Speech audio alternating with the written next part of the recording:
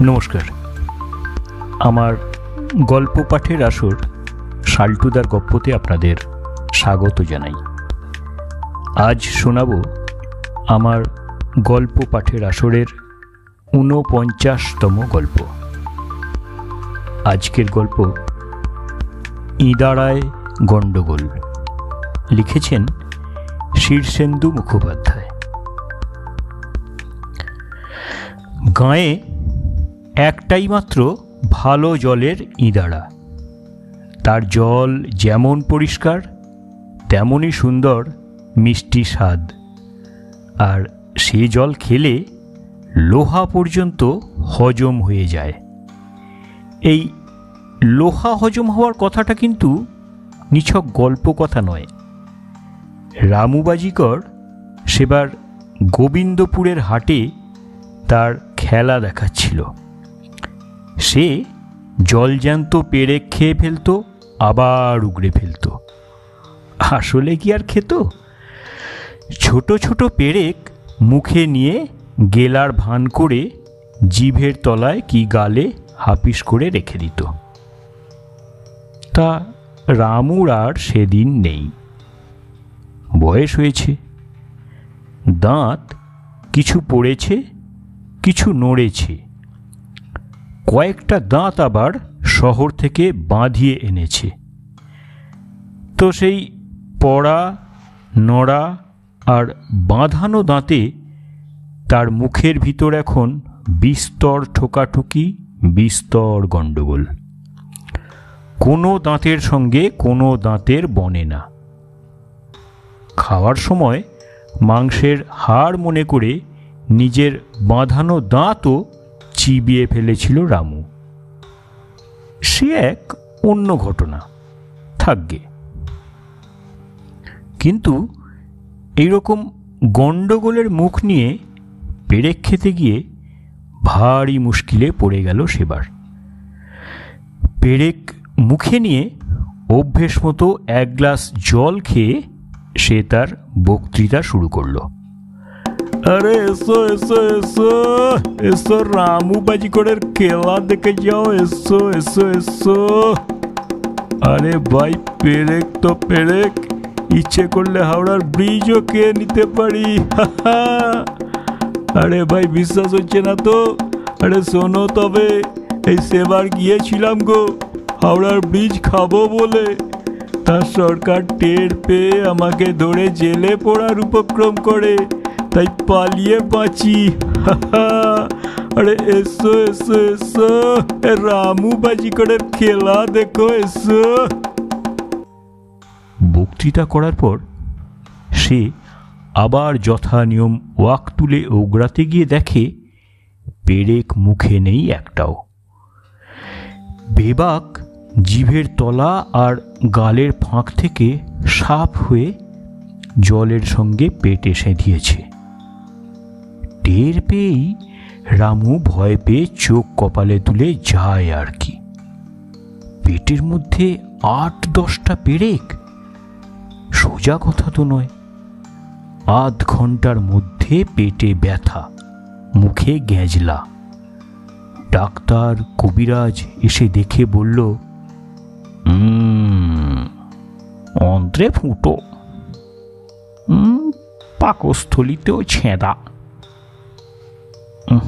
খাদ্যনালী leak. ও বাবা, ফুসফুস ফুটো হয়ে বেলুনের মতো হাওয়া বেরিয়ে যাচ্ছে ফুস করে। না, আশার একদম নেই। সেই সময় একজন লোক খুব বুদ্ধি করে বলল, এই ছাড়ো তো, এই পুরনো ইদারার জল খাওয়াও দেখি। ঘটি ভরা সেই জল খেয়ে রামু আধ ঘন্টার মধ্যে গা ঝাড়া দিয়ে উঠে পড়ল। শেষ পর্যন্ত দেখা গেল লোহা সত্যি সত্যি হজম হয়ে গেছে। ইদারার জলের খ্যাতি এমনিতেই ছিল, এই ঘটনার পর তা আরও বাড়ল। বলতে কি, গোবিন্দপুরের লোকের এই ইদারার জল খেয়ে আর কোনো ব্যায়ামই হয় না। কিন্তু ইদানিং একটা বড় মুশকিল দেখা দিয়েছে। ইদারায় বালতি বা ঘটি নামালে দড়ি ছিঁড়ে যায়, কিন্তু সব সময় যে ছেঁড়ে তাও নয়। অনেক সময় দেখা যায় বালতির হাতল থেকে দড়ির গিঁট কে যেন সযত্নে খুলে নিয়েছে। কিছুতেই জল তোলা যায় না। যতবার দড়ি বাঁধা বালতি নামানো হয় ততবারই এক ব্যাপার। গাঁয়ের লোকেরা তখন বুড়ো পুরুত মশাইয়ের কাছে গিয়ে পড়ল। ও পুরুত মশাই, বিহিত করুন কিছু একটা, এভাবে তো আর পারা যায় না। ঠাকুর মশাই মাথায় হাত দিয়ে বসেছিলেন। দুঃখের সঙ্গে বললেন, ভায়ারা, দড়ি তো দড়ি, আমি লোহার শেকলে বেঁধে বালতি নামালাম, তো সেটাই ছিঁড়ে গেল। তার উপর দেখি জলের মধ্যে হুলস্থুলু কাণ্ড হচ্ছে, জানো? দেখেছ কখনো ইদারার জলে সমুদ্রের মতো ঢেউ ওঠে? কাল সন্ধেবেলায় দেখলুম গো নিজের চোখে। বলি, ওই ইদারার জলকে আর কারো কাজ নেই। 5-5টা গ্রাম নিয়ে হরিহর রায়ের জমিদারি। রায়মশাই বড় ভালো মানুষ, ধর্মভীরু, নিরীহ, লোকের দুঃখ বোঝেন। গোবিন্দপুর গাঁয়ের লোকেরা তার দরবারে গিয়ে হাজির হল। রায়মশাই কাছারি ঘরে বসে আছেন, ফর্সা নাদুস নুদুস চেহারা। নায়েব মশাই সামনে গিয়ে মাথা চুলকে বললেন, আগে এই গোবিন্দপুরের লোকেরা সব এসেছে দরবার করতে। রায়মশাই মানুষটা নিরীহ হলেও হাঁক ডাক বাঘের মতো। রেগে গেলে তার ধারে কাছে কেউ আসতে পারে না।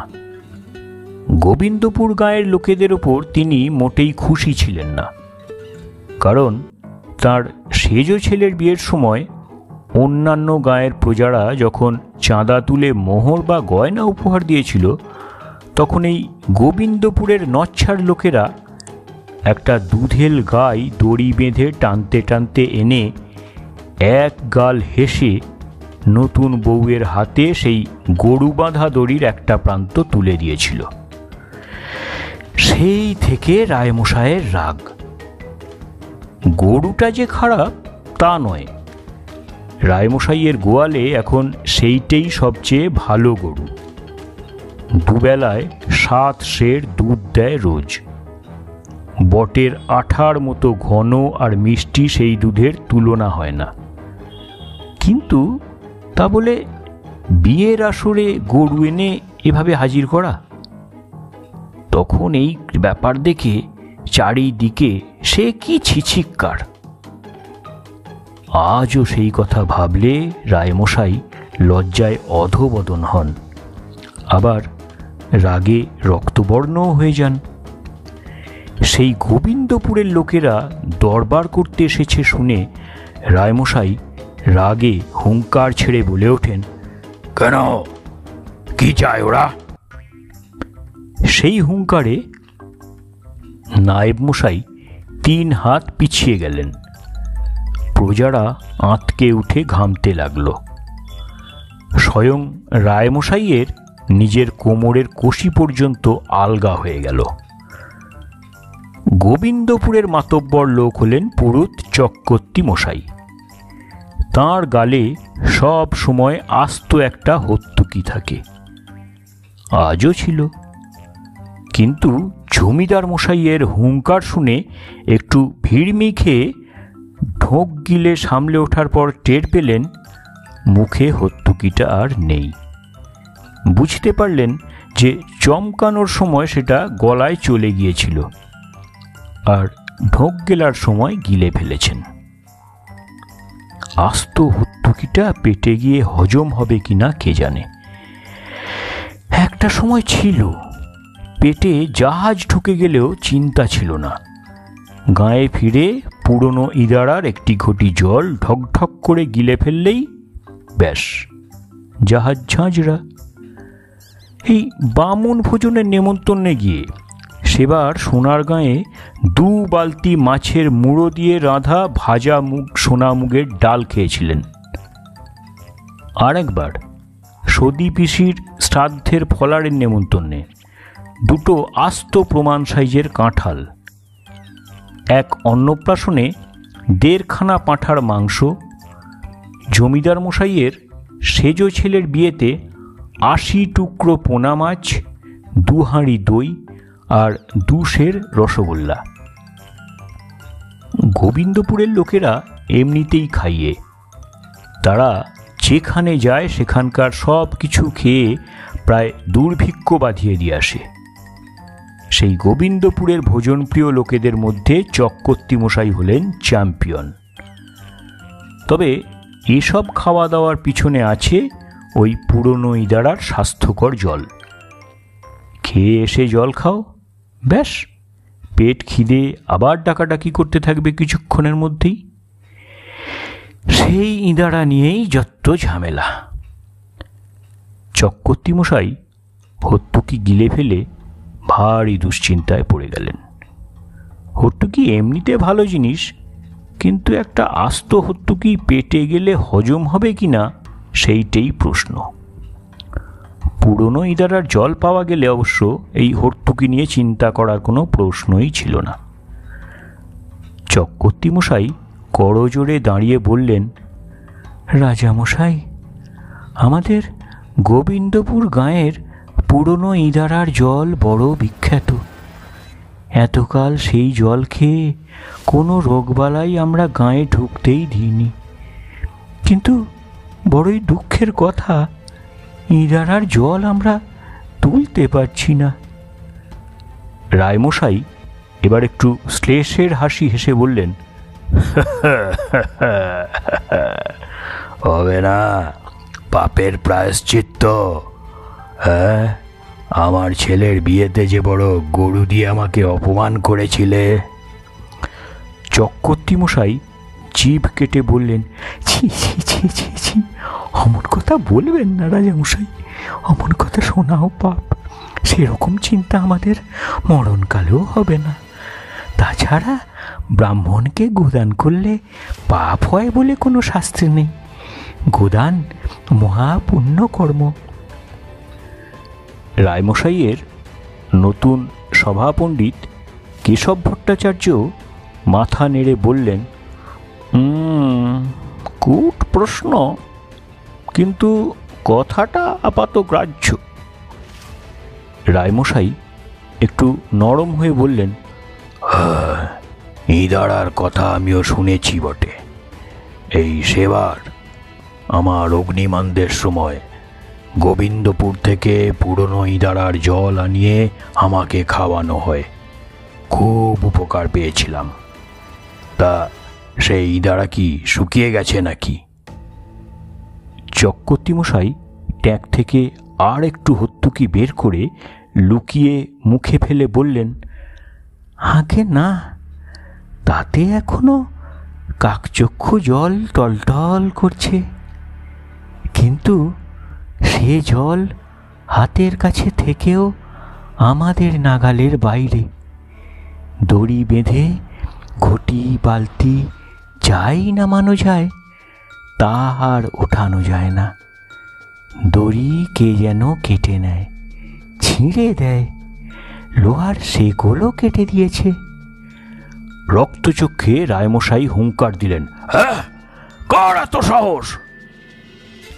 এবার হুঙ্কার শুনে গোবিন্দপুরের লোকেরা খুব খুশি হলো। তারা নড়ে চড়ে বসল। মাথার ওপর জমিদার বাহাদুর থাকতে ইদারার জল বেহাত হবে, এ কেমন কথা? ঠাকুরমশাই বললেন, আগে মানুষের কাজ নয়, এত বুকের পাটা কারো নেই। গোবিন্দপুরের লেঠেলদের কে না চেনে? গোদের ওপর বিষ ফোঁড়ার মতো মাথার ওপর আপনিও রয়েছেন।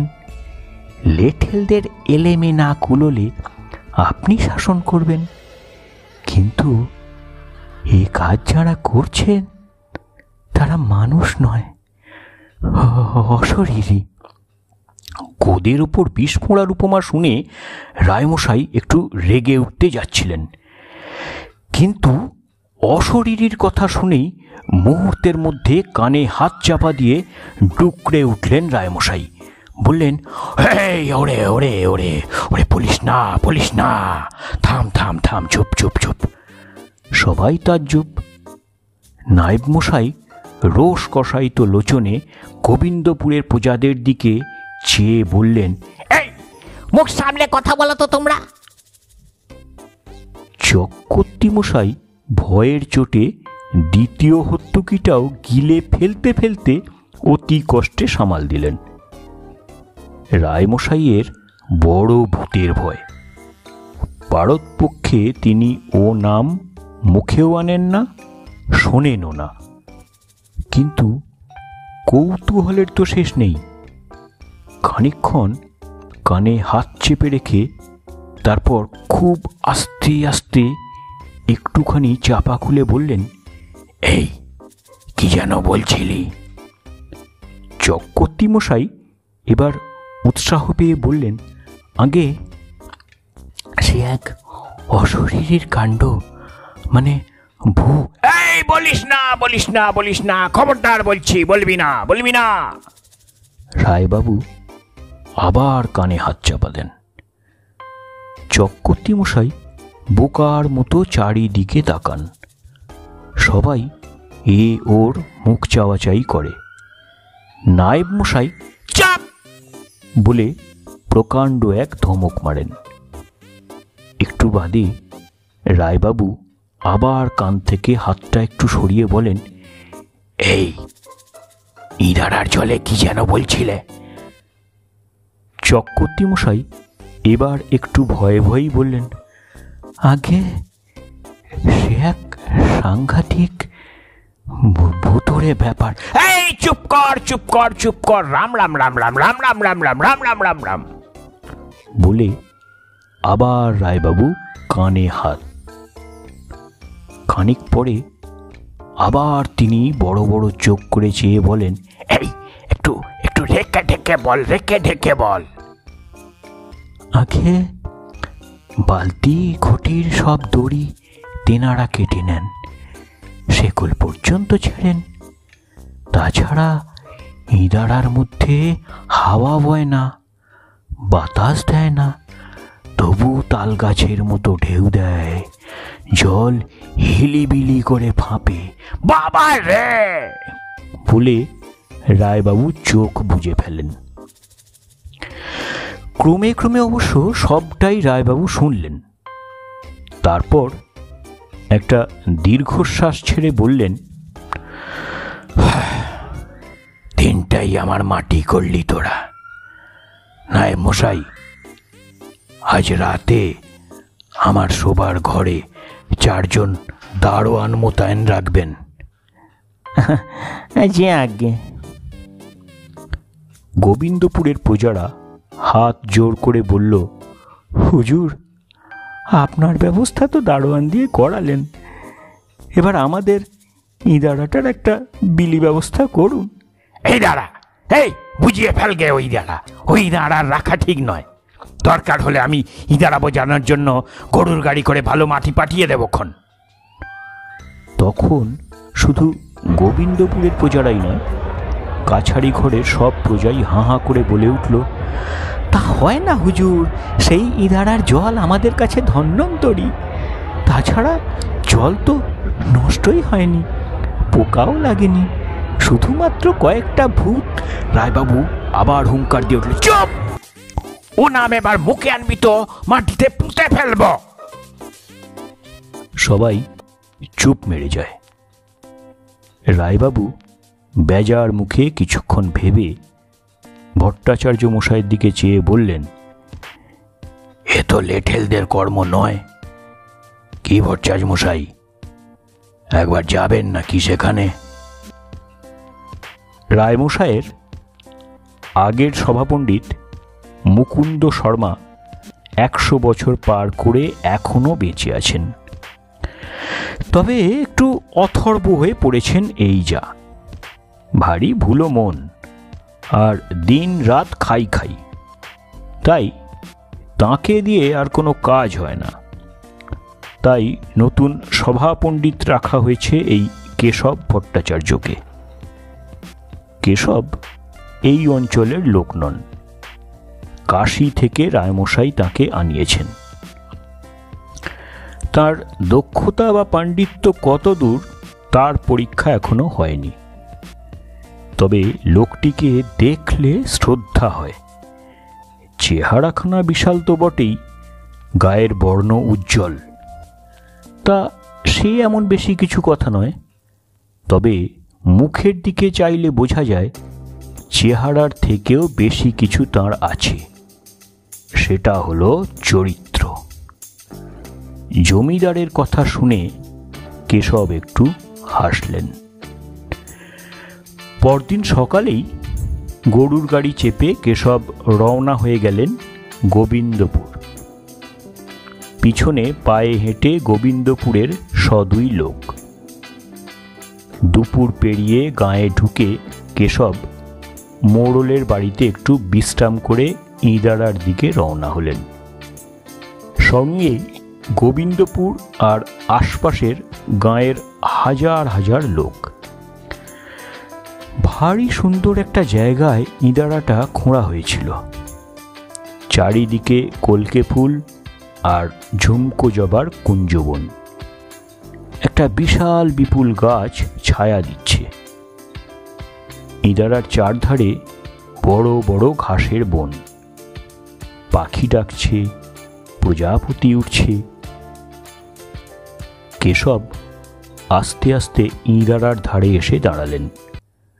মুখখানা ভারী গম্ভীর। সামান্য ঝুঁকে জলের দিকে চাইলেন। সত্যি কাকচক্ষু জল টলটল করছে। কেশব আস্তে করে বললেন, কে আছিস? উঠে আয়, নইলে থুতু ফেলব। এই কথায় কি হলো কে জানে, ইঁদারার মধ্যে হঠাৎ হুলুস্থুলু পড়ে গেল। প্রকাণ্ড প্রকাণ্ড ঢেউ দিয়ে জল একেবারে ইঁদারার কানা পর্যন্ত উঠে আসতে লাগলো। সেই সঙ্গে বোঁ বোঁ করে বাতাসের শব্দ। লোকজন এই কাণ্ড দেখে দে দৌড় পালাচ্ছে। শুধু চক্রবর্তী মশাই ভয়ে কাঁপতে কাঁপতেও একটু দূরে দাঁড়িয়ে আছেন। থুতু ফেলবেন না, থুতু ফেলবেন না, থুতু ফেলবেন না বলতে বলতে ইঁদারা থেকে শয়ে শয়ে ভূত বেরোতে থাকে। চেহারা দেখে ভড়কাবার কিছু নেই। রোগা লিকলিকে কালো কালো সব চেহারা, তাও রক্ত মাংসের নয়, ধোঁয়াটে জিনিস দিয়ে তৈরি। সব কটার গা ভিজে সপ সপ করছে, চুল বেয়ে জল পড়ছে। কেশব তাদের দিকে চেয়ে গম্ভীর হয়ে বললেন, ঢুকেছিলি কেন এখানে? আগে ভূতের সংখ্যা বড্ডই কমে যাচ্ছে যে। এই ইঁদারার জল খেয়ে এই তল্লাটের লোকের রোগ বালাই নেই। 100 বছর হেসে খেলে বাঁচে, না মলে ভূত হয় কেমন করে। তাই ভাবলুম ইঁদারাটা দখল করে থাকি। বলে ভূতেরা মাথা চুলকোয়। কেশব বললেন, অতি কূট প্রশ্ন, কিন্তু কথাটা আপাত গ্রাহ্য। ভূতেরা আশকারা পেয়ে বলল, ওই যে চক্রবর্তী মশাই দাঁড়িয়ে রয়েছেন, ওরই বয়স 120 বছর। বিশ্বাস না হয় জিজ্ঞেস করুন ওকে। কেশব অবাক চোখে চক্রবর্তীর দিকে তাকিয়ে বলেন, বলে কি মশাই এরা? সত্যি নাকি?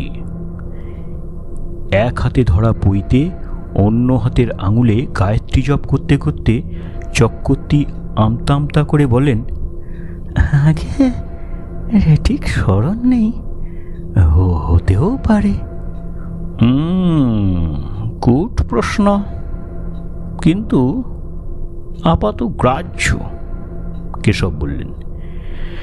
ঠিক এই সময় চক্রবর্তীর মাথায়ও ভারী কূট একটা কথা এলো। তিনি ফস করে বললেন, কিন্তু ভূতেরা কি মরে? কেশব চিন্তিতভাবে বললেন, সেটাও কূট প্রশ্ন। চক্রবর্তী সঙ্গে সঙ্গে বললেন, কিন্তু আপাত গ্রাহ্য, ভূত যদি নাই মরে তবে সেটাও ভালো দেখায় না। স্বয়ং মাইকেল বলে গেছেন, জন্মিলে মরিতে হবে, অমরকে কোথা কবে। ভূতেরা কাউ মাউ করে বলে উঠল, তা আমরা কি করব? আমাদের হার্ট ফেল হয় না, ম্যালেরিয়া, ওলা ওঠা, সান্নিপাতিক, সন্ন্যাস রোগ হয় না, তাহলে মরবো কিসে? দোষটা কি আমাদের? চক্রবর্তী এবার সাহসে ভর করে বলল, তাহলে দোষ তো আমাদেরও নয় বাবা সকল। কেশব বললেন, অতি কূট প্রশ্ন। চক্রবর্তী বলে উঠলেন, কিন্তু আপাত গ্রাহ্য। সপাঁচেক ছন্ন ছাড়া বিদঘুটে ভেজা ভূত চারদিকে দাঁড়িয়ে খুব উৎকণ্ঠার সঙ্গে কেশবের দিকে তাকিয়ে আছে। কি রায় দেন কেশব?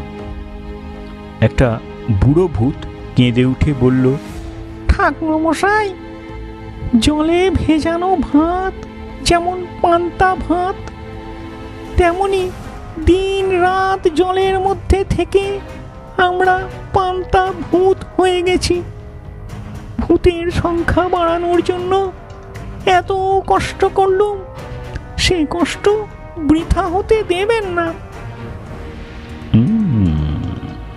এও অতি কূট প্রশ্ন, কেশব বললেন।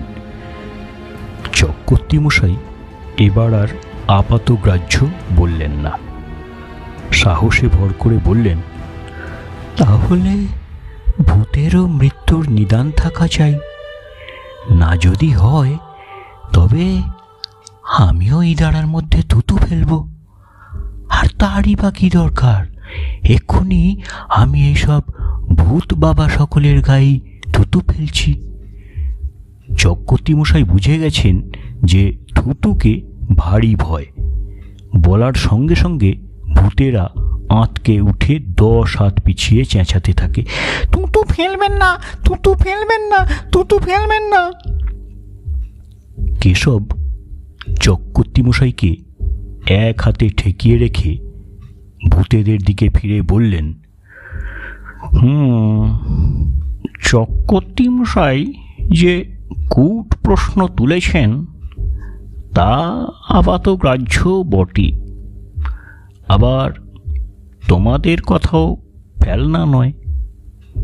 কিন্তু যুক্তি প্রয়োগ করলে দেখা যায় ভূত কখনো মরে না।